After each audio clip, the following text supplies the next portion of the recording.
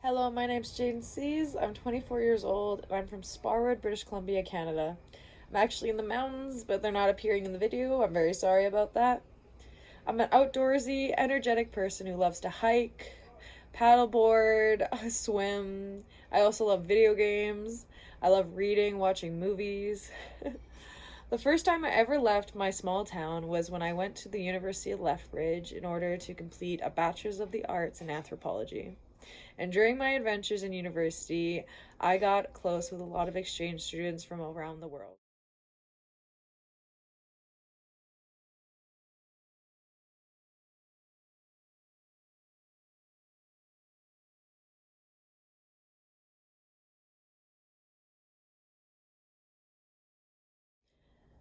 I participated in the Buddy program, which is where they pair you with an exchange student in order to help them with Canadian culture, dealing with culture shock, and conversational English.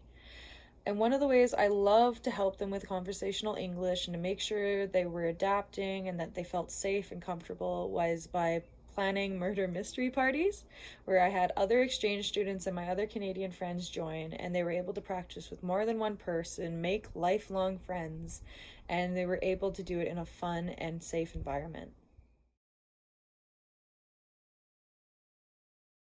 University, I love participating in many things, and one of the things I participated in was called a Kobanashi, and that's a Japanese short comedy skit. And I did this with some fellow students and my Japanese professor in front of 100 people.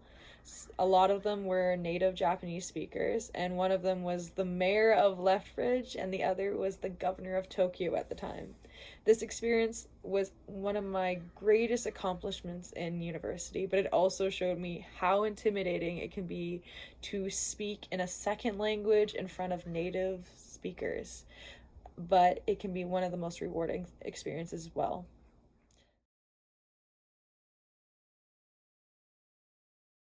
After university, I got a job in New Brunswick, Canada, in the French communities, teaching English as a second language. I was the English monitor, and it was my job to create fun activities to help the students with conversational skills, such as talking to a native English speaker. Every day was an exciting new experience with the students, and they were happy to have me there. I've watched some students that were so shy and hated English because they didn't understand it grow into outgoing and loving English to the full extent, and it was an amazing experience. And I hope that I can help students in South Korea the same way, to show them that English is not just any kind of subject, it's a way to communicate, not just with other people, but with yourself.